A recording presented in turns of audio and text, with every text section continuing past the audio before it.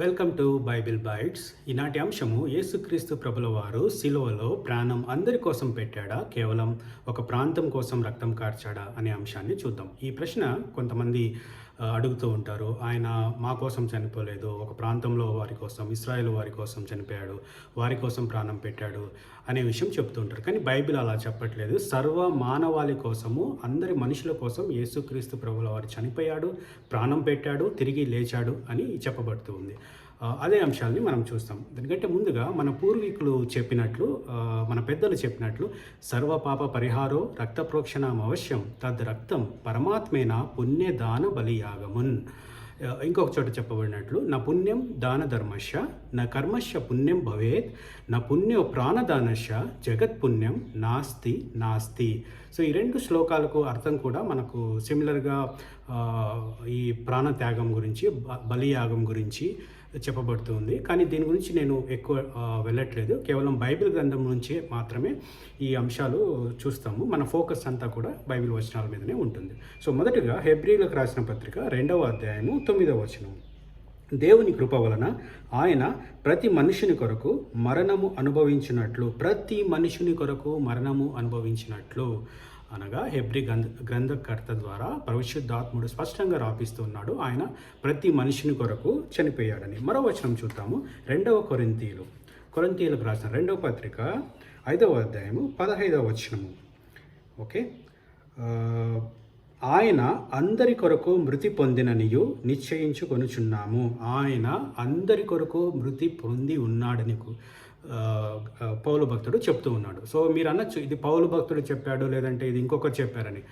అలా కాదు. బైబిల్లో ఉండే ప్రతి వచనము కూడా పరిశుద్ధాత్మని ప్రేరణ ద్వారానే రాయించబడింది. బైబిల్లో ఎక్కడన్నా ఏదైనా వచనం ఉందంటే అది ఖచ్చితంగా దేవుని ద్వారానే వచ్చిన వాక్యము.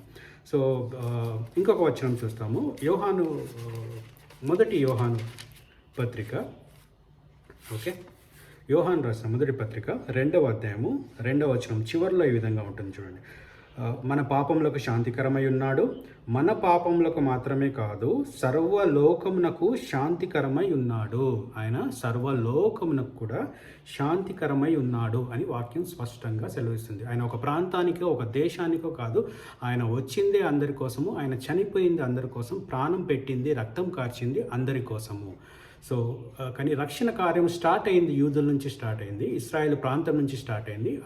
అది సర్వమానవాళి కోసము, తర్వాత అందరికీ ఇవ్వబడింది. సో మరో వచనం చూస్తాం మనము. ఇది యేసుక్రీస్తు ప్రభుల వారు చెప్పిన మాటనే. మత్తయి సువార్త 26వ అధ్యాయము 28వ వచనము. ఇక్కడ ఏం చెప్తున్నాడంటే, ఇది నా రక్తము అనగా పాప క్షమాపణ నిమిత్తము అనేకుల కొరకు చిందించబడుచున్న నిబంధన రక్తము. అనేకుల కొరకు చిందించబడుతున్న రక్తము, ఇశ్రాయేలు వారి కోసం చిందించబడుతున్న రక్తము అని చెప్పలేదు. ఓకే, మనకందరికీ తెలిసిన వచనము యోహాను సువార్త 3:16వ వచనంలో, దేవుడు లోకంను ఎంతో ప్రేమించెను, లోకాన్ని ప్రేమించాడు. ఇశ్రాయేలును, అమెరికాను, ఆస్ట్రేలియాను, అంటార్కిటికాను, భారతదేశాన్ని, లేదంటే ఇంకొక ప్రాంతాన్ని కాదు, లోకాన్ని ప్రేమించాడు. లోకం కోసమే ఆయన వచ్చాడు, లోకం కోసమే ప్రాణం పెట్టాడు, లోకం కోసమే ప్రాణాన్ని తిరిగి లేచి అందరికీ రక్షణ ఇచ్చాడు. సో ఆ వాక్యం కంటిన్యూషన్లో, కాగా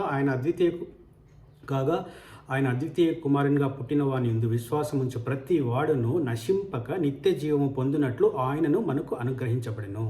అనగా దేవుడు తండ్రి అయిన యెహోవా దేవుడు కుమారుడైన యేసుక్రీస్తు ప్రభుల వారిని మన కోసము, మన రక్షణ కోసము లోకానికి అనుగ్రహించాడు. యేసుక్రీస్తు ప్రభుల వారు అందరి కోసం ప్రాణం పెట్టాడని బైబిల్ వచనాల్లో స్పష్టంగా ఉంది. మీరు కూడా ఇవి రెఫర్ చేసి ఎవరైనా ప్రశ్న అడిగినప్పుడు సమాధానం ఈ విధంగా చెప్పాలని కోరుతూ ఉన్నాను.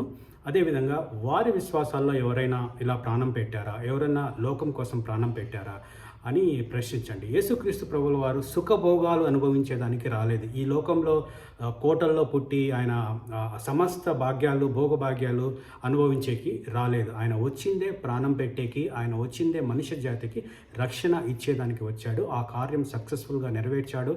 మరణాన్ని జయించి లేచిన ఏకైక దేవుడు, ఒకే ఒక దేవుడు యేసుక్రీస్తు ప్రభుల వారు. Thank you very much.